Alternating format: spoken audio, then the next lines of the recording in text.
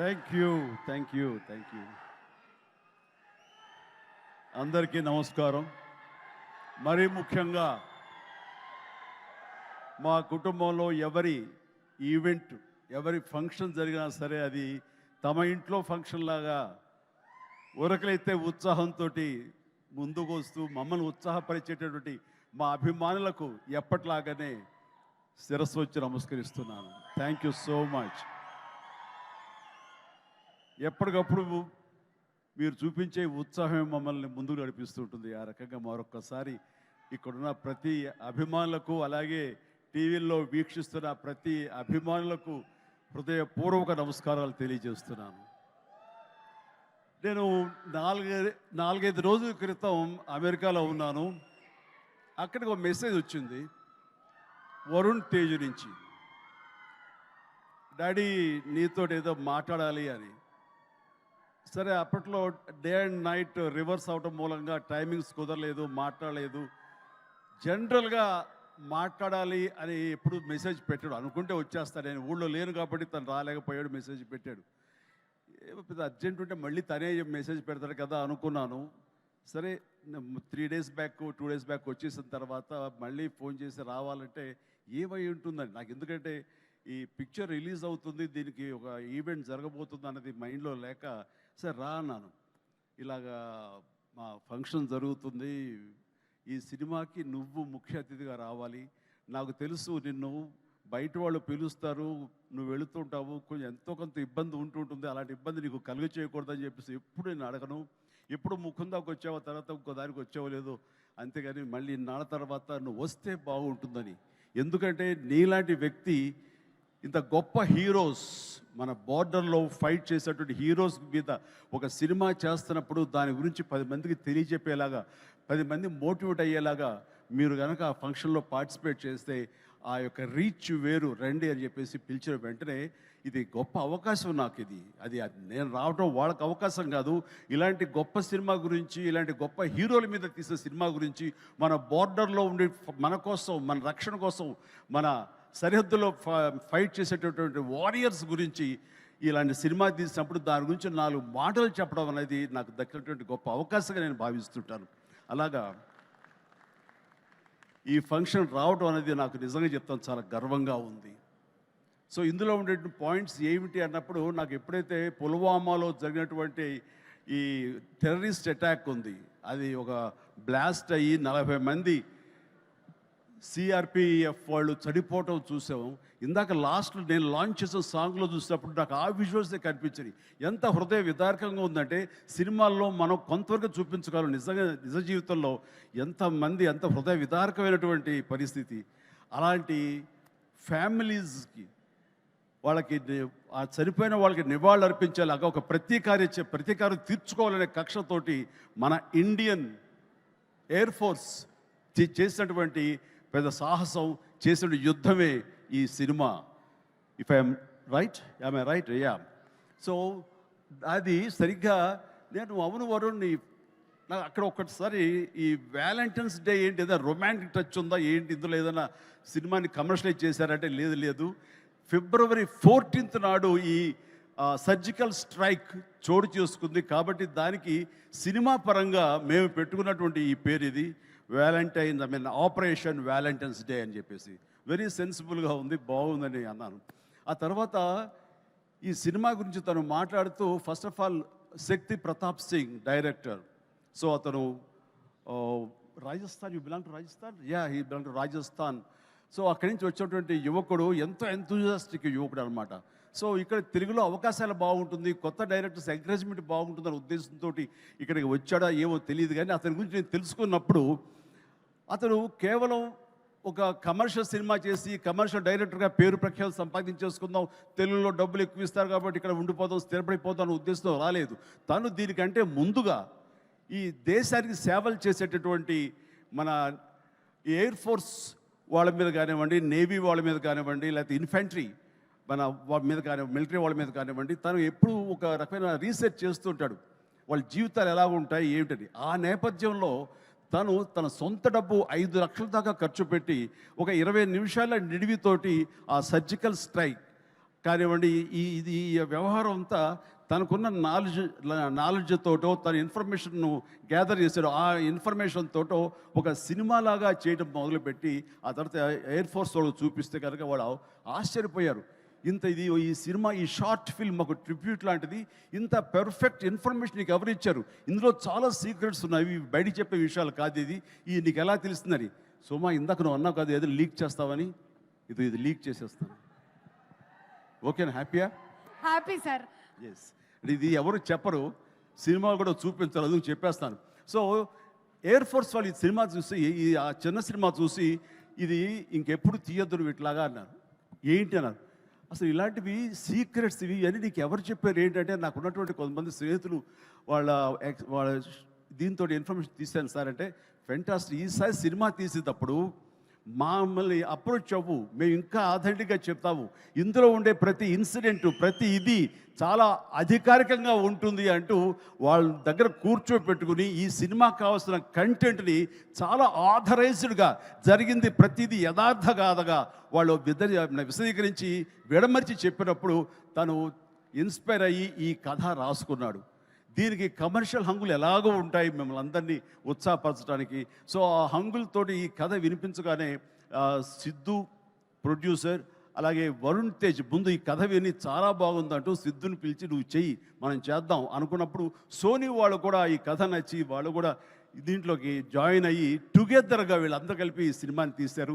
ఇది ఆద్యంతం చాలా చాలా బాగా వచ్చిందని చెప్పేసి నేను వాళ్ళు చెప్తుంటే కనుక ఐ ఫెల్ట్ వావ్, ఇలాంటి సినిమాలు ఆడాలి. ఎందుకంటే మనం ఎంత సరే దేశభక్తి మనకి ఎంత ఉన్నా సరే ఇలాంటి సినిమాలు, ఇలాంటి కథాంశాలు వచ్చినప్పుడు ఒక తెలియని ఒక ఉప్పొంగిపోతుంది మనకి దేశభక్తి. అంటే మనం సాధారణంగా చూడండి, ఇంట్లో జనగణమన పాడగానే వినపడగానే మనం లేచి నిలబడిపోతాం. అది లోపల ఉన్నటువంటి భావాన్ని బయటికి వ్యక్తీకరిస్తుంది, బయటికి తెలియజేసేలాగా మనం మనోగతం అంతా ఒక ఉప్పొంగుతుంది. సో అలాగా ఇలాంటి కథలు వచ్చినప్పుడు ఖచ్చితంగా మనం రొమాంటిక్ సినిమాలు, ప్రేమ సినిమాలు, యాక్షన్ సినిమాలు చూస్తుంటాం, వాళ్ళని ఆదరిస్తుంటాం, వాళ్ళకి డబ్బులు ఇస్తుంటాం. కానీ ఇలాంటి సినిమాలు మన కోసం చేసినప్పుడు, ముఖ్యంగా యూత్ ఇలాంటి సినిమాలు చూడాలి. మన కోసంగా చలిలోనూ అక్కడ నిద్రాహారాలు లేకుండా ఏడారుల్లోనూ ఎలాగ కాపు కాస్తారు, ఎలాగ మనం రక్షిస్తారు అనేది ప్రతి ఒక్కరు చూడాలి. ఎందుకంటే ఈ సినిమా చూడటం అనేది మీ వినోదం కోసం ఒక పక్కన పెడితే, ఈ సినిమా అనేది ఒక ఎక్స్పీరియన్స్ అని మీరు పక్కన పెడితే, ఈ సినిమాకు సంబంధించినటువంటి అలాంటి రియల్ హీరోస్ వాళ్ళకి ఒక సెల్యూట్. ఈ సినిమా మనందరూ చూడాలి, చూసి తీరాలి. అండ్ ఆ రకంగా ఈ సినిమాని ఎంతో రీసెర్చ్ చేసి చాలా ఆథెంటిక్గా తీయగలిగాడు అది శక్తి ప్రతాప్ సింగ్. సో అలాంటి శక్తిని నేను మనస్ఫూర్తిగా అభినందిస్తూ, ఇక్కడ ఇంకొక విషయం, శక్తి మన తెలుగు పరిశ్రమకి ఇంకొక చక్కటి మెసేజ్ ఇచ్చాడని నేను భావిస్తాను వ్యక్తిగతంగా. ఈ సినిమా రిలీజ్ తర్వాత హిట్, సూపర్ హిట్ అవుతుంది వేరే విషయం. బట్ ఈ సినిమా రిలీజ్కు ముందే హిట్ అయ్యేలాగా తను చేసేటువంటి ప్రొడక్షన్ వాల్యూస్ అంతా ఇంత కాదు. ఎందుకంటే ఈ సినిమా కేవలం 75 డేస్లో తను తీయగలిగాడు. అలాగే budget with in the rich, చాలా తక్కువ బడ్జెట్లో, రీజనబుల్ బడ్జెట్లో చేశాడు. ఎవరైనా ఈ సినిమా చూస్తే కనుక, ఈ రిచ్నెస్ చూస్తే కనుక, ఆ ఎక్విప్మెంట్ కానీ, ఆ ఫ్లైట్స్ కానీ అవన్నీ కూడా ఫ్లై అయ్యేలా తీశారంటే అది నిజంగా వాళ్ళు విన్నటువంటి బడ్జెట్లో అది ఆషామాషి విషయం కాదు అది. సో ఆ రకంగా సినిమా రిలీజ్కి ముందే తను సూపర్ సక్సెస్ అయ్యాడు శక్తి అని నేను మనస్ఫూర్తిగా నా అభినందనలు తెలియజేస్తాను. ఇది చాలామందికి ఒక మోటివేషన్ అవ్వాలి, చాలామందికి ఇది ఇన్స్పిరేషన్ అవ్వాలి. సో డబ్బు ఖర్చు పెడితేనే కాదు రిచ్నెస్ వచ్చేది. రిచ్నెస్ ఎలాగొస్తుందంటే మన థాట్ నుంచి వస్తుంది. ఎలా తీస్తే, తక్కువలో ఎలా తీసి ఎలా రిచ్గా చూపిస్తే అటు సినిమా రిచ్గా ఉంటుంది, ఇటు నిర్మాతలు బాగుంటారు, అన్ని రకాలుగా సినిమా ఇండస్ట్రీ ఫ్లరిష్ అవుతుంది. అది కూడా దృష్టిలో పెట్టుకోవాలి. ఆ రకంగా శక్తి ఈ మన తెలుగు పరిశ్రమలో యంగ్ డైరెక్టర్స్కి వాళ్ళందరూ కూడాను ఒక చక్కటి మెసేజ్ ఇచ్చాడని మనస్ఫూర్తిగా నేను భావిస్తాను, నమ్ముతున్నాను. అదే రకంగా అతను నేను మనస్ఫూర్తిని అభినందన తెలియజేస్తున్నాను. ఇక ఇందులో చాలా స్మార్ట్గా ఒకప్పుడు నాకు డైనీ కనిపించాడుగా కనిపిస్తున్నాడు ఈ షతాఫ్ అండ్ వండర్ఫుల్. నాకు ఒకసారి డేనీ డొంజోగ్పా ఉన్నట్టుగా ఉన్నాడు ఆయన. ఆయనకి ఈ సినిమా తర్వాత తెలుగు ఇండస్ట్రీలో మంచి అవకాశాలు వస్తాయి. So all the very best. God bless. అలాగే ఇంకా నవదీప్ ఉన్నాడు. నవదీప్ చూసేగా మా ఇంట్లో రామ్ చరణ్, రాణా, వరుణ్ వీళ్ళలాగానే తను కూడా చాలా అల్లరోడు, కానీ చాలా సినిమా వరకు చాలా బుద్ధిగానే ఉంటాడు. అండ్ వాళ్ళ ఫ్యామిలీ అంతా నాకు తెలుసు, వాళ్ళ అమ్మగారు వాళ్ళందరూ కూడా నాకు బాగా పరిచయం. ఆ రకంగా మా కుటుంబ సభ్యుడిగా నేను భావిస్తుంటాను. ఈ సినిమాలో నాకు ధ్రువలో తన పెర్ఫార్మెన్స్ చాలా బాగా నచ్చింది ఈ మధ్యకాలంలో. అలాగే ఈ సినిమాలో కూడా చాలా చక్కటి క్యారెక్టర్ చేస్తుంటానని నేను భావిస్తున్నాను. ఇంకా మంచి క్యారెక్టర్స్, ఇంకా నువ్వు వెరీ స్ట్రాంగ్ హీరోగా ఉండాలి నా కోరిక. అసలు హీరోగా ఉన్నటువంటి ఆ లక్షణాలు అన్నీ ఉన్నాయి. బట్ వస్తుంది అవకాశం, చేద్దాం. అండ్ దెన్ నేను ఎప్పుడు టైం పాస్ అవడం కోసంగా చూస్తుంటే ఒక వ్యక్తిని తరచూ చూస్తుంటాను ఈ మీమ్స్లో. అదే ఏం మస్తు షేడ్స్ ఉన్నారా నీలో అని. మస్తు షేడ్స్ ఉన్నాయరా, ఏమ్రో కమల్ హాసన్ లాగానే అనేది. సో మనిషి టాలెంట్ ఉంటే ఇది అంటారే, అన్నం మెతుకు చాలు ఉడికిందా లేదని తెలియటానికి. ఆ రకంగా వీళ్ళందరూ వాళ్ళ టాలెంట్ని ఈ రకంగా వాళ్ళు చూపించుకుని నాలాంటి వాడి దృష్టిలో కూడా పడేలాగా ఉంది. అండ్ చిన్ననాటి నాస్టాలజిక్ ఫీలింగ్స్ నువ్వు చెప్పగలిగావు. I'm also so happy. నన్ను చూసి మీరు అంత ఆనందపడతారో, మీ ఫీలింగ్స్ చెప్పినప్పుడు, మీ చైల్డ్హుడ్ విషయాలు చెప్పినప్పుడు నాకు అంతే ఆనందంగా ఉంటుంది, అంతే ఇన్స్పిరేషన్గా ఉంటుంది. I'm really glad to hear that. So nice of you. And then ఇక హరిరామ్ జోగయ్య గారు టెక్నీషియన్స్గా పోలిస్తే వారు మాకు మంచి మిత్రులు. అండ్ వారికి నా అభినందన తెలియజేస్తున్నాను. అండ్ తర్వాత ఇక్కడ డిఓపి హరి గారు, వారికి కూడా మా బెస్ట్ విషెస్. ఈ సినిమా పెద్ద హిట్ అవుతుంది, ఆయన విజువల్స్ కూడా బాగుంటాయని నేను నమ్ముతున్నాను. ఆయన కూడా మంచి పేరు రావాలి. ఇక విజయ్ వీళ్ళందరూ, అలాగే ఓకే, గాడ్ బ్లెస్. అలాగే సిద్ధు కూడా మంచి ప్రొడ్యూసర్గా ఎదగాలని మనస్ఫూర్తి కోరుకుంటున్నాను. మీరు చెప్పే దగ్గరకు వచ్చేదో కాదు. Good luck please. And then ఇక్కడ యంగ్ డైరెక్టర్స్ చాలామంది వచ్చారు, కరుణాకర్ ఇలాంటి వీళ్ళందరూ కూడాను ఈ సినిమాలో వాళ్ళ సినిమా అన్నట్టుగా భావించి వాళ్ళు చెప్పినటువంటి మంచి మాటలు, గుడ్ విషెస్ ఈ సినిమాకి బలంగా ఉంటాయి. ఇక అందరి గురించి చెప్పి, నా బిడ్డ వరుణ్ తేజ్ చిన్నప్పుడు సరే అందరూ ఒకే చోట తిన్నాము, ఒకే చోట పెరిగాము, ఒకే చోట పడుకున్నాము. వాళ్ళ జీవితం అంతా నాతోటే.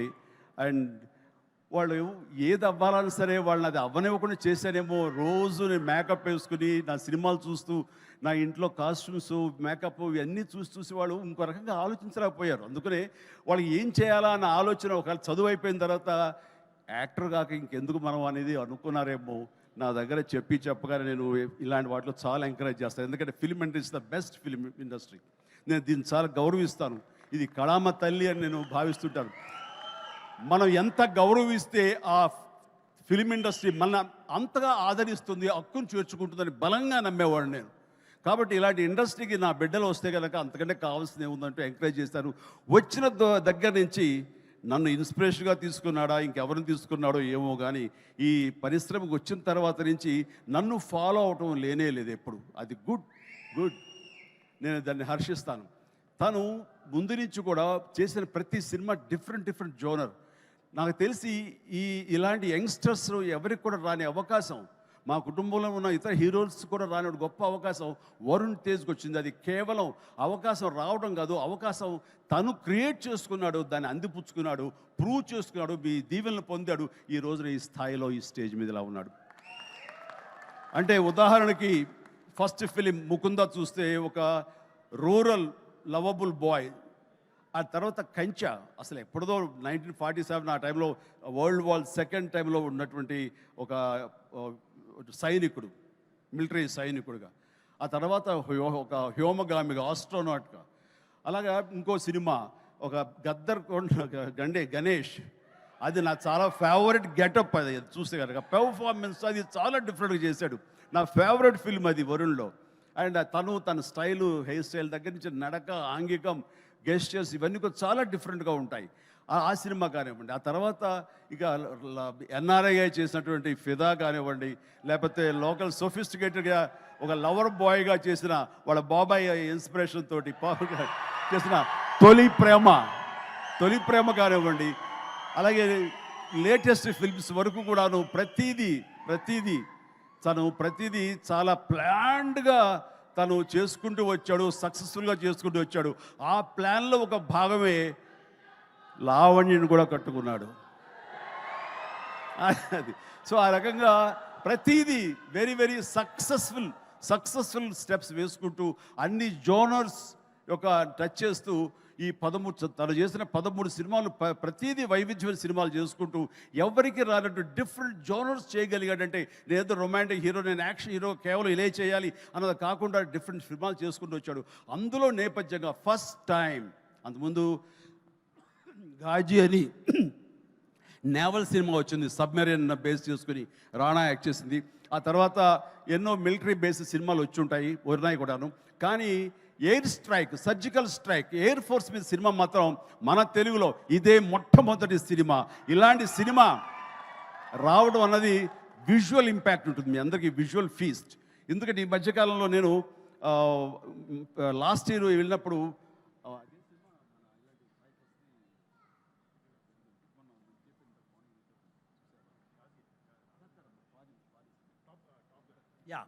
టాప్ గన్ సినిమా చూశాను.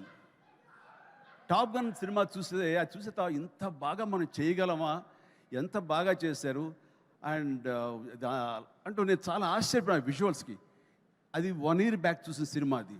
ఈరోజు చూస్తే కనుక మనలో మన తెలుగు వాళ్ళు, మన వరుణ్ తేజ్, మన సిద్ధు, మన శక్తి వీళ్ళందరూ కలిపి అలాంటి సినిమాని ఇక్కడ ఈజీగా చేసి అవతల పడేశారంటే టాలెంట్ అనేది ఎవడబ్బ సొత్తు కాదు, మనం కూడా ఆ స్థాయిలో ఉన్నాము. ఆ స్థాయిలో ఉన్నావు అనేది మరొక్కసారి ఈ సినిమా ద్వారా నిరూపించబడుతుంది. ఇలాగే వండర్ఫుల్గా చేశారు వాళ్ళందరూ. అండ్ ఈ రోజున అలాంటి విజువల్స్ తోటి సినిమా చూడలేదు ఒక వండర్ఫుల్ ఒక ఎక్స్పీరియన్స్ ఇది నేను అనుకుంటున్నాను. ఆ ఎక్స్పీరియన్స్ ప్రతి వాళ్ళు అనుభవించాలి, ప్రతి వాళ్ళు చూసి తినాలి. అది నాకైతే మాత్రం March 1 ఎప్పుడో చేస్తుందా, ఎప్పుడు చూద్దామా అని అన్నీ కుదిరితే కనుక ముందు రోజు చూపిస్తానని భావిస్తాను నేను. ఓకే చూద్దాం. బట్ ఇలాగా ఈ సినిమాకి పనిచేసేటువంటి ప్రతి ఒక్కళ్ళు, అలాగే మ్యూజిక్ అవకాశం ఎంత ఉందో తెలియదు కానీ మంచి RR తోటి అద్భుతంగా చేయగలడు mayor, Vicky J mayor. And of course ప్రతి ఒక్కరికి ప్రతి టెక్నీషియన్స్కి నా హృదయపూర్వక అభినందన తెలియజేస్తూ ఈ సినిమా పెద్ద హిట్ అవుతుంది. ఈ సినిమాని హిట్ చేయటం అనేది తీయటం వరకు వాళ్ళ బాధ్యత. హిట్ చేసి ఆ రకంగా మన సైనికులకు నివాళులు ఇవ్వాల్సింది, ట్రిబ్యూట్ ఇవ్వాల్సినటువంటి బాధ్యత, వాళ్ళకి సెల్యూట్ చేసిన బాధ్యత మనందరి మీద ఉంది. జై హింద్. Thank you.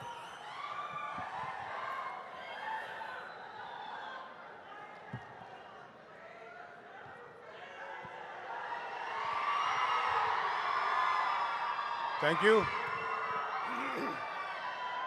ఇక్కడికి విచ్చేసిన మెగాభిమానులందరికీ, వరుణ్ అభిమానులకి, ముఖ్యంగా పవన్ కళ్యాణ్ అభిమానులందరికీ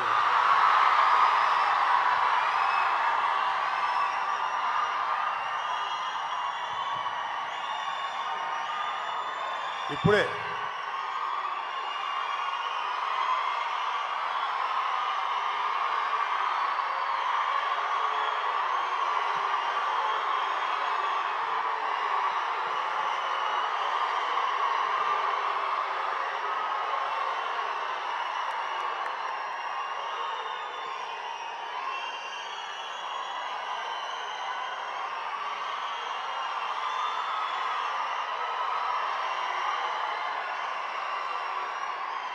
మీరు అరిచే అరుపులు ఎవరి గుండెల్లో రైళ్లు పరిగెత్తాలో వాళ్ళ గుండెల్లో రైళ్లు పరిగెత్తాలి. బాగా అరవండి. Thank you. Thank you. ఇప్పుడే కలిసి వచ్చాను. కళ్యాణ్ బాబు దగ్గరికి వెళ్ళి ఇట్లా వస్తున్నా.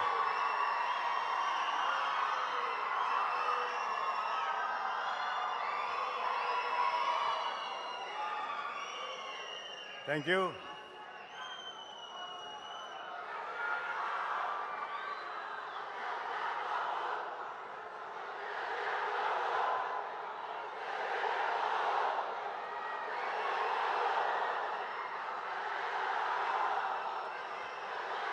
Thank you. ఇంకా మీ ఎనర్జీ అంతా దాచుకొని ఈ నెల ఈ ఇయర్ 2024లో రాబోతున్న జనరల్ ఎలక్షన్స్లో మీ సత్తా చూపించండి. ఆర్మీ వాళ్ళలాగా మిలిటరీ వాళ్ళలాగా గన్స్కి వీటికి ఎదురెళ్ళక్కర్లా. చేతిలో ఒక ముద్ర ఉంటుంది, గొద్దండి దాని మీద. Janasena TDP alliance. Thank you. యాక్చువల్గా 1 సెకండ్ మా ప్లీజ్. ఇంకేంటంటే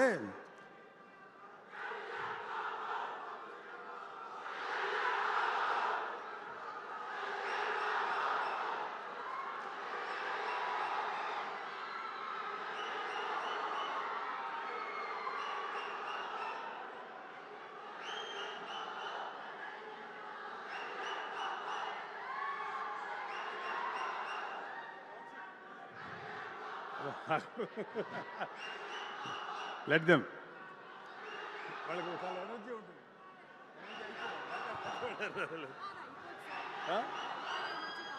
ఉంటుంది, కొంచెంసేపు ఉంటుంది.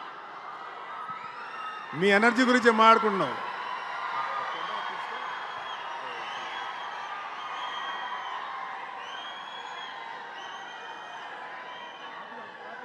Thank you. ఆ కెమెరా కొంచెం అంతే, అలాగే ఉంటుంది. Thank you. ఇక్కడ మనందరం మాట్లాడుకోవాల్సిన విషయం, నేను ఈ సినిమా గురించి కంటే కూడా వరుణ్ గురించి మాట్లాడటానికో, దర్శకుడి గురించి మాట్లాడటానికో, సోనీ కంపెనీ గురించి మాట్లాడటానికి రాలేదు. ఇండియన్ ఆర్మీ ప్రైడ్ గురించి మాట్లాడటానికి వచ్చాను. ఎందుకంటే మా ఇంట్లో ముందు ఈ స్పీచ్ మా అమ్మని తలుచుకొని ఇవ్వాలి. మా అమ్మ ఒకటే మాట అంటుంది, పొద్దున్నే లేచి నా బిడ్డ ముగ్గురు బాగుండాలి, నా కూతురు బాగుండాలి, మిగతా అందరి బిడ్డలు బాగుండాలి, ముఖ్యంగా బోర్డర్లో నిరంతరం మనల్ని కాపలా కాస్తున్న సైనికులు వాళ్ళందరూ కూడా ఏమి కాకుండా వాళ్ళని కాపాడే దేవుడానే మమతనం పెట్టుకుంటుంది. నేను నిజంగా ఆశ్చర్యపోయా, ఏమో అలా ధనం పెట్టుకుంటావా అన్న. నాకు కొంచెం సిగ్గేసింది. అంటే మాకు మిలిటరీకి మా ఇంట్లో టచ్ ఉంది కాబట్టి మాకు లేదు. మా అమ్మగారి వాళ్ళ నాన్న ఎక్స్ మిలిటరీ మ్యాన్, మిలిటరీలో పనిచేసి వచ్చిన ఆయన. మా అమ్మ వాళ్ళ మేనమామ మిలిటరీలో పనిచేసి వారిలోనే చనిపోయిన వ్యక్తి. అలాగే మా నాన్న అన్నయ్య, మా పెదనాన్న, ఆయన కూడా మిలిటరీలో పనిచేసి రిటైర్ అయిపోయి వచ్చిన వ్యక్తి. సో మిలిటరీ తోటి మాకు ఒక అనుబంధం ఉంది.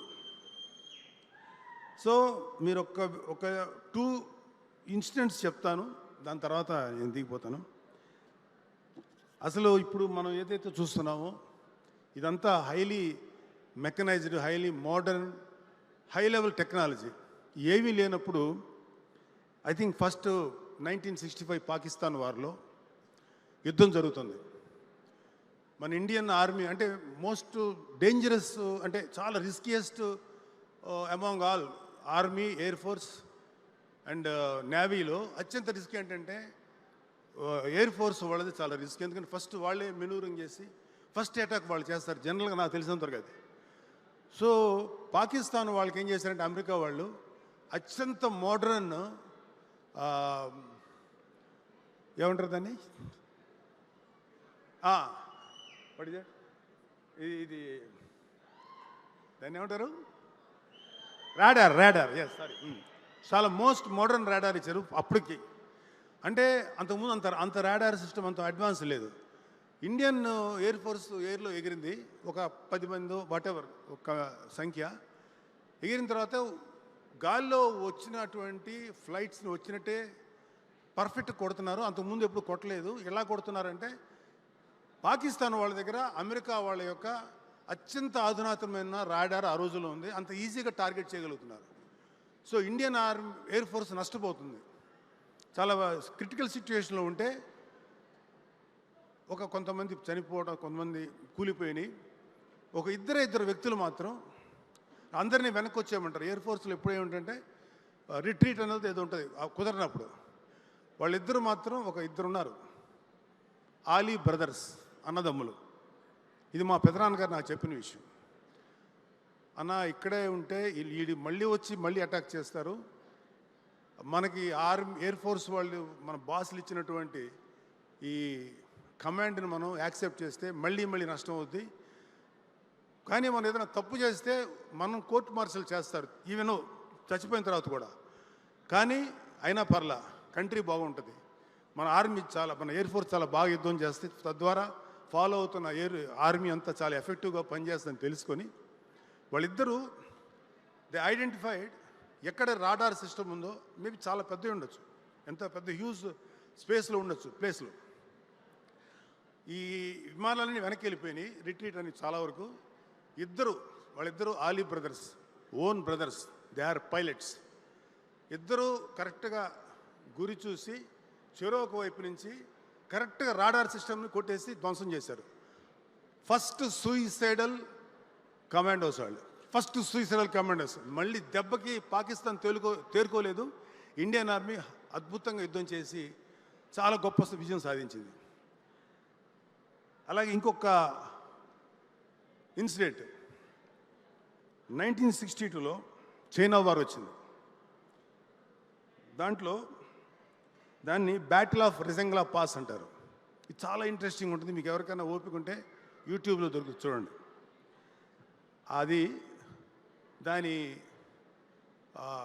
దాని హెడ్ ఎవరంటే major Shaitan Singh. Is from Haryana, Kumaon regiment నుంచి వచ్చిన వ్యక్తి. ఆయన ఈ చైనా వార్లో ఇండియా ఓడిపోయింది జస్ట్ బికాజ్ ఆఫ్ ఇండియన్ అలియన్ విధానం, వాట్ ఎవర్. ఇండో చీనీ బాయ్ అంట నెహ్రూ గారు పెట్టినటువంటి ఒక మోస్ట్ ఇన్ఎఫిషియంట్ స్లోగన్ వల్ల హ్యూజ్గా ఇండియన్ ఆర్మీ లాస్ అయిపోయింది, కొన్ని వేల మంది చనిపోయారు. అయితే అలాంటి యుద్ధంలో కూడా ఇండియన్ ఆర్మీ చూపించిన one of the greatest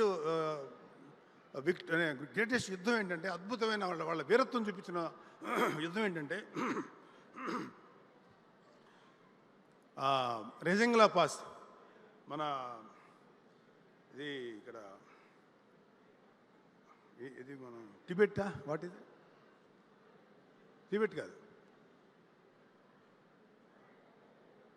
so ఒక మన ఇండో చైనా బార్డర్, మనందరం మనకన్నా I forgot that name.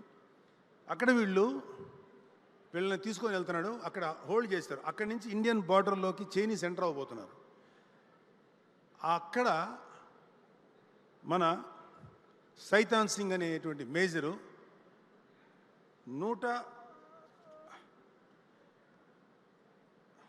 I have this number 120 army people తోటి వెయిట్ చేస్తున్నాడు.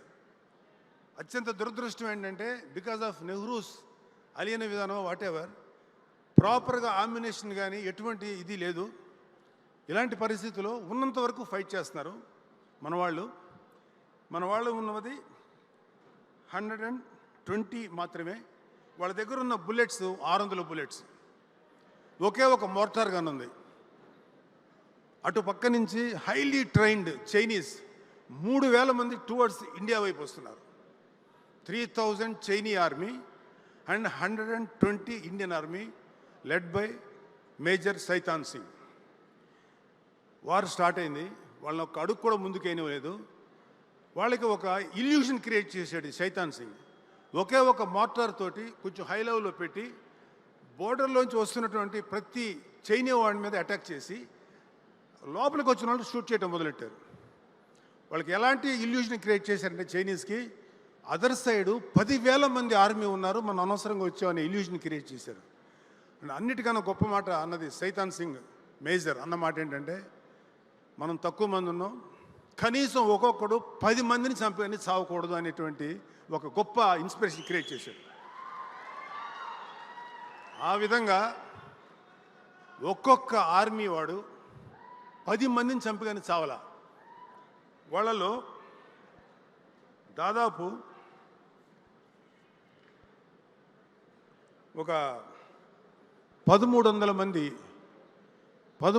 మంది చైనీస్ ఆర్మీని చంపేశారు. 1300 మంది, జస్ట్ 120 మెంబర్స్. మన వాళ్ళు ఆ గ్రేటెస్ట్ ఆ వార్లో, అద్భుతమైనటువంటి ఆ యొక్క యుద్ధంలో ఇంచుమించు 108 మంది చచ్చిపోయారు. 105 మంది. ఓన్లీ 11 మంది మాత్రమే వాళ్ళ చేతికి చిక్కారు. 11 మందో 9 మందో. అయితే ఆయన ఏమన్నాడంటే, ఆయనకి ఇంకా ఈ వార్ ఎండ్ అయ్యే ముందు సైతాన్ సింగ్ బుల్లెట్ దిగితే, అరే బాబు ఎవరు ఇబ్బంది పడకండి, వీళ్ళు బోర్డర్ దాటకూడదు, వీళ్ళు ఏ విధంగా ఫైట్ చేయండి అని చెప్పి చనిపోయే ముందు కూడా వాళ్ళకి అంత ఇన్స్పిరేషన్ ఇచ్చినటువంటి మహానుభావుడు ఆయన. సో ఆఖరికి ఆర్మీ ఓడిపోయింది. కానీ ఈ ఇండియన్ ఆర్మీ యొక్క ఈ తెగువ, ఈ వారియర్షిప్ చూసి మన చైనీస్ ఆర్మీ కూడా మెచ్చుకొని వాళ్ళని అప్రిషియేట్ చేయకుండా ఉండలేకపోయింది. అది మన ఇండియన్ ఆర్మీకి ఉన్న గొప్పతనం. సో నాకు మళ్ళీ అగైన్ 1971లో పాకిస్తాన్ వార్ వచ్చినప్పుడు మేము 6th క్లాస్ 7th క్లాస్ చదువుతున్నాం. వార్ ఎలా జరుగుతుంది అనేది మాకు ఇంట్రెస్ట్. ఎనీ యంగ్స్టర్స్కి వార్ అనేది మీకు తెలియదు వార్ అనేది ఎట్లా ఉంటుందో. మాకు తెలుసు, మాకు రోజుకి ఇంతమంది చనిపోయారు, లేకపోతే ఇక్కడ యుద్ధం చేశారు, అక్కడ అది చేశారు. అది బంగ్లాదేశ్ పాకిస్తాన్ విడిపోయే సమయం. ఇప్పుడు మీకు సినిమా ఒకటి వస్తుంది, Sam Manek. What is that name? Sam Manek. ఆయన పేరు జనరల్ మానెక్ షా. 3 దళాలు ఉంటాయి, త్రివిధ దళాలు ఉంటాయి, ఆర్మీ, ఎయిర్ ఫోర్స్, నేవీ. అప్పుడు దాకా లాంగ్ బ్యాక్ స్వతంత్రం వచ్చిన కొత్తలో ఒక పోస్ట్ ఉండేది, ఆ పోస్ట్ తీస్తారు. మళ్ళీ ఇందిరాగాంధీ గారి యొక్క చొరవ వల్ల ఆ పోస్ట్ క్రియేట్ చేశారు. దాన్ని ఫీల్డ్ మార్షల్ అంటారు. ఫీల్డ్ మార్షల్ మానెక్ షా గారి యొక్క ఆధ్వర్యంలో ఇండియా అద్భుతంగా ఫైట్ చేసి బంగ్లాదేశ్ని పాకిస్తాన్ నుంచి విముక్తం చేసి ప్రత్యేక కంట్రీ గుర్తించేలా చేసి భారతదేశానికి అఖండ విజయం సాధించిన వ్యక్తి మహానుభావుడు జనరల్ మానెక్ షా. మేము చదువుకునేటప్పుడు ఆయన ఫొటోస్ కట్ చేసుకొని దాచిపెట్టుకునేవాళ్ళం. ఎందుకంటే ఆయన మాకు హీరో వర్షిప్. మేము సినిమాలు చూసేవాళ్ళం, సినిమా నటులు గౌరవించేవాళ్ళం. కానీ మా రియల్ లైఫ్లో ఎవరైతే రియల్ హీరోస్ ఉంటారో వాళ్ళని మేము హీరోలుగా గమనించేవాళ్ళం, గుర్తించేవాళ్ళం. ఆయన చూసిన తర్వాత నా మనసు, ఎలా ఉంటాడు మనిషి, ఉన్నాడు రైతును, అరే ఏదో ఒక చిన్న అడోరేషన్. థియేటర్కి వెళ్తే మాకు ఇలా యూట్యూబ్లు, సెల్ ఫోన్స్ లేవు. మాకు థియేటర్లో ఇవి వచ్చాయి అనమాట, క్లిప్పింగ్స్ వచ్చాయి ఇండియన్ న్యూస్ రీల్లో. అవన్నీ చూసి ఆయన నడవటం, ఆయన కమాండ్స్ ఇవ్వటం, వాయిసే ఉండదు కదా, ఆర్ఆర్ తప్ప. సో అలా ఆరాధనగా జరుగుతోంది. నా అదృష్టం ఒక రకంగా బ్లాడ్ లక్ ఏంటంటే, హైదరాబాద్ వచ్చిన తర్వాత నేను state bank of India main ఆఫీస్కి వెళ్తున్నా. ఒక మిలిటరీ డ్రెస్సు, ఇట్ సీమ్స్ ఆయన ముసలాయన అయిపోయాడు, ఒక పెద్ద ఆయన, ఒక ఆర్మీ పర్సన్ ఒక అతను ఉన్నాడు. వస్తుంటే నాకు ఈయనేంటి జనరల్ మానెక్ షా అలా ఉన్నాడే అనుకొని గబుక్కుని వెళ్తే గన్ తీసి కాలుస్తాడేమో. అప్పటికి రిటైర్డ్ ఆయన. నేను దగ్గరికి వెళ్ళి నమస్కారం చెప్పి, sir are you mister Manek Shaw, field marshal? Yeah I am sir, I want your autograph. ఆయన టేబుల్ కూడా లేదు అక్కడ, ఈ కాలు మీద పెట్టుకొని ఇచ్చాడు ఒక సిగ్నేచర్. ఫీల్డ్ మార్షల్ అని ఉంటుంది, ఇంకేముండదు, ఫీల్డ్ మార్షల్ మానెక్ షా అని సిగ్నేచర్. అబ్బా ఎంత అదృష్టం రా, ఒక వ్యక్తి ఇంత గొప్ప హీరో దగ్గర తీసుకున్నానని. నా దురదృష్టం ఏంటంటే అది నేను పోగొట్టేసుకున్నాను. చెప్పినా ఎవరికి అర్థం కాదు, నమ్మాలి, కానీ అది I lost it. That is my biggest bad luck. So thank you. ఇప్పుడు నేను ఎందుకు వరుణ్ బాబుని, ఇప్పుడు మిగతా అందరూ క్రూని అభినందిస్తున్నాను మనస్ఫూర్తిగా. మన దర్శకుడు కానీ, వరుణ్ కానీ, మిగతా కెమెరా, పాటలు రాసిన మీరందరూ కూడా ఒక గొప్ప సినిమాకి రాశారు. పుల్వామాలో జరిగిన అటాక్కి extraordinary retaliation by Indian air force. ఇది మరి చెప్పచ్చో చెప్పకూడదో నాకు తెలియదు, కానీ ఎలా జరిగిందో ఒక విట్నెస్ చెప్పాడు నాకు. అతను ఎలా చేస్తారంటే, బాబు కమాన్ లెట్ us గో అండ్ అందరు వెళ్ళిపోయి, ఇప్పుడు మనం బాలాకోట్లో ఉన్నారు మన టెర్రరిస్ట్ గ్రూపు, పుల్వామాలో మన వాళ్ళని చంపేసిన వాళ్ళందరూ అట్లా అటాక్ చేయరు, అలా ఉండదు.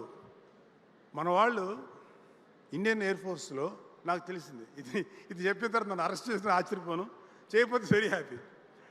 నాకు చెప్పిన అతను, మరి అది ఎంతవరకు నిజముందో తెలియదు, కానీ ఒక 5-6 ఎయిర్ క్రాఫ్ట్లు ఎప్పుడు ఇండియన్ నియర్ పాకిస్తాన్ బార్డర్లో ఉంది, గుజరాత్ సమ్వేర్, ఇక్కడి నుంచి వెళ్ళటం, బాలాకోట్లో ఈ టెర్రరిస్టు క్యాంప్స్ ఉంటాయి, ఈ జస్ట్ బార్డర్ దాటి అలా మెనూరింగ్ చేసుకొని మళ్ళీ వెనక్కి వచ్చేవాళ్ళు. ఆర్మీ రెడీ అయిపోయి పాకిస్తాన్ ఆర్మీ అటాక్ చేసే లోపుగా మళ్ళీ వెనక్కి వచ్చేవాళ్ళు. ఇలాగా ఒక 7 నిమిషాలు చేశారు. వాళ్ళకి ఏమనుకున్నారంటే పాకిస్తాన్ వాళ్ళు, వీళ్ళు మనల్ని కవ్విస్తున్నారు, వీళ్ళకి పెద్ద రియాక్ట్ అవ్వక్కర్లేదు, చూద్దాం ఏం చేస్తారో అనుకున్నప్పుడు ఆ తర్వాత జరిగింది నాకు చెప్పాడు ఒక ఆయన. ఆల్ గ్రౌండ్ క్రూ ఎవరైతే దాంట్లో ఫ్లైట్స్లో బాంబులు గింబులు వాటెవర్ ఇవన్నీ పెడతారో వాళ్ళందరినీ పిలిచారు. అందరి దగ్గర 24 to 48 hours all are kept, అంటే ఆ ఎయిర్ బేస్లో పెట్టేశారు. ఎవరికి ఇంటికి ఫోన్లు చేయటం లేదు. All phones are confiscated by the authorities. ఎవరు ఫోన్లు చేయకూడదు. ఎవరికి తెలియదు ఎందుకు ఏమైంది అని, ఎవరికి తెలియదు ఏమవుతుంది, మనల్ని ఎందుకు ఆపారంటే ఏదో జరగబోతుందని మాత్రం స్మెల్ చేశారు. తెలిసింది ఎవరికంటే ఆ wing commander who is going to strike. So ఇలా చేసిన తర్వాత అంతా అయిపోయింది, 48 hours అయిపోయింది. మొత్తం లేచినాయి ఒకేసారి. లేచి జస్ట్ మన బాలాకోట ఎడ్జ్లోంచి వెళ్ళి ఎక్కడైతే terrorist camps in the name of ISI లేకపోతే పాకిస్తాన్ మిలిటరీ అని చెప్తున్నారో వేసి బాంబ్స్ అన్ని వేసి డెస్ట్రాయ్ చేసి 10 to 12, 15 minutes లోపల ఫినిష్ అయిపోయింది. ఒక్క టెర్రరిస్ట్ క్యాంప్ కూడా మిగల. అలా చంపేశారు మన వాళ్ళు. వాళ్ళు గన్స్ తీసి కాల్చేలోపు వెనక్కి వచ్చారు. ఇది ఒక రిటాలియేషన్గా తీసుకొని మా ల్యాండ్లో మీరు యుద్ధం చేస్తారని. కానీ మన ఆర్మీ వాళ్ళని, మన BSF వాళ్ళని ఒక సూసైడ్ బాంబర్తో కాల్చడం మాత్రం అది కాదు. మనం వేస్తే మన వాళ్ళందరూ వెళ్ళి చేస్తే అది తప్పు అయిపోయింది. సో దాట్ మన వాళ్ళు తీసుకున్న రిటాలియేషన్ ఫర్ దిస్, ఈ రిటాలియేషన్కి అద్భుతంగా సహకరించి మన ఇండియన్ ఆర్మీ ప్రైడ్ నిలిపారు చూడండి ఒకే ఒక మహానుభావుడు, that is Narendra Modi, greatest leader. అంతకు ముందున్న ఏ లీడర్ కన్నా కూడా నాకు నరేంద్ర మోడీ గారు ఎందుకు ఇంట్రెస్ట్, ఎంత గొప్ప గౌరవం అంటే ఆయన గురించి ఎందుకు అంత గొప్పవాడాడు మీకు ఒక విషయం చెప్తాను. మన శ్రీనగర్లో జెండా కట్టడానికి వణికిపోయేవాళ్ళు హిందూస్. ఈ ఇస్లామిక్ టెర్రరిస్టులు అంతమంది ఉండేవాళ్ళు అక్కడ. మంచి అమాయకులు అయిన ముస్లిమ్స్తో పాటు వాళ్ళు కూడా ఉండేవాళ్ళు. ఎవరు వస్తారు రండ్రా చూద్దాం అంటుంటే మోడీ గారు ఆయన ఫ్రెండ్. అలాంటి సిచ్యువేషన్లో ఒక జీప్ వేసుకున్నారు, ఏం వేసుకున్నారు, యంగ్స్టర్స్ వాళ్ళు అలా దూసుకెళ్ళి అందరూ టెర్రరిస్ట్ క్యాంపులు అందరూ ముందు వెళ్ళి, అంటే ఎవరు ఒకడు ఉన్నారు, ఎవరు ఎటు నుంచి అటాక్ చేస్తాడు లేదు, భయపడిపోతున్నారు. శ్రీనగర్ మంచి ప్లేస్లోనూ సమ్ ఇంపార్టెంట్ ప్లేస్లో ఒక అద్భుతంగా జెండా ఇండియన్ ఫ్లాగ్ని ఆవిష్కరించి జనగణమన పాడి సెల్యూట్ చేసి వచ్చేసారు. మళ్ళీ దొరకలే, అంత ఫాస్ట్ వెనక్కి వచ్చేసారు. That is Modi. దేశం మీద అంత భక్తి ఉన్న వ్యక్తి ఆయన ఆధ్వర్యంలో కాబట్టి ఇవాళ జరిగింది ఇది బాలాకోట్. సో దానికి అద్భుతమైన పేరు పెట్టారు మన డైరెక్టర్లు వాళ్ళు, ఆపరేషన్ వ్యాలంటైన్స్ అని. బికాజ్ మనమే అటాక్ జరిగింది కాబట్టి అదే రోజు అనుకుంటా, సో అది పేరు పెట్టారు. సో ఇక్కడ నా కొడుకుని నేను హైలైట్ చేయడానికో ఏం రాలేదు. బట్ మా వరుణ్ అంటే నాకు ఎందుకు ఇష్టమో చెప్తాను. వాడు ఎప్పుడు కూడా ఒక కొత్తదనం కోసం ట్రై చేస్తాడు, రిస్క్ తీసుకుంటాడు. ఆ రిస్క్ తీసుకోవడంలో చాలాసార్లు ఫెయిల్ అయ్యాడు. యాజ్ ఏ ఫాదర్గా కొడుకు సక్సెస్ అయినప్పుడు ఎంత సంతోషపడతాం, ఫెయిల్ అయితే కూడా అంతే పెయిన్ ఉంటుంది. నేను ఎప్పుడు అడగను, వాడు నాకు చెప్పడు. నా బాధ వాడికి తెలుసు, వాడి బాధ నాకు తెలుసు. ఇద్దరం నిశ్శబ్దంగా ఉంటాం. ఎప్పుడైనా వెళ్ళి పర్లేదురా ధైర్యంగా ఉండంటే లేదురా నేను మామూలుగా అంటాడు. ధైర్యం చెప్దామన్నా ఉత్సాహం కూడా పోతుంది నాకు. So I love my son because the way he choose his characters. First time మేము కంచి చేస్తున్నప్పుడు కృష్ణ దగ్గరికి వచ్చి కథ చెప్తే, వరుణ్ బాబు ఒకసారి కథ విను అంటే వరుణ్ కథని చాలా బాగుందని అన్నాడు. ఆ కంచి చేశాడు. So Varun body language other than ఫిదా లాంటి లవ్లీ స్టోరీసు, లేకపోతే తొలి ప్రేమ లాంటి లవ్ స్టోరీస్తో పాటు గద్దలకొండ గణేష్ లాంటి టఫెస్ట్ రోల్స్తో పాటు ఒక ఆర్మీ మనిషి ఎలా ఉంటాడు అనేది వాడి అదృష్టం, వాడి ఫేట్, వాట్ ఎవర్, అద్భుతమైనటువంటి ఫిగర్ ఇచ్చాడు అతనికి. ఈ ప్రకృతి, ఈ దేవుడు నేను నమ్మను కానీ, బట్ దేవుడు ఇచ్చాడు అనుకుంటే దేవుడు ఇచ్చాడు. తన అద్భుతమైన పర్సనాలిటీ, అప్పీరెన్స్, అంటే కొన్నిసార్లు కొన్ని క్యారెక్టర్లు క్యారీ చేయాలంటే ఒక 5 feet 3 inches ఉన్నవాడు నేను స్ట్రిక్ట్ పోలీస్ ఆఫీసర్ని అంటే కొంచెం కామెడీగా ఉంటుంది, నువ్వు కాదలేరా బాబు అనిపిస్తుంది. అదే ఒక 6 feet ఉన్నవాడు పెద్దగా పెర్ఫార్మెన్స్ అయిపోయినా అట్లా నిలబడితే వీడేదో ఉందనుకుంటారు. అతని అదృష్టం, వరుణ్ బాబు అదృష్టం, అంత మంచి పర్సనాలిటీ రావటం, వాళ్ళ తల్లి ఆశీర్వాదం, whatever. But love you Varun Babu, ఇలాంటి మంచి క్యారెక్టర్లు చేసుకో, జయాపజయాలకు అతీతంగా నువ్వు ముందుకెళ్ళు. డోంట్ వరీ, ఒక్కొక్కసారి నువ్వు చేసేటువంటి మంచి ప్రయత్నాలు కూడా ఒక్కొక్కసారి ఫెయిల్ అవుతాయి, కానీ అల్టిమేట్గా ఎవడైతే ప్రయత్నం చేస్తూ చేస్తూ చేస్తూ ముందుకెళ్తాడో వాడు ఎప్పుడు సక్సెస్ అవుతాడు జీవితంలో. One example is Narendra Modi, another greatest example is త్వరలోనే ప్రూవ్ చేసుకోబోతున్న మన పవన్ కళ్యాణ్.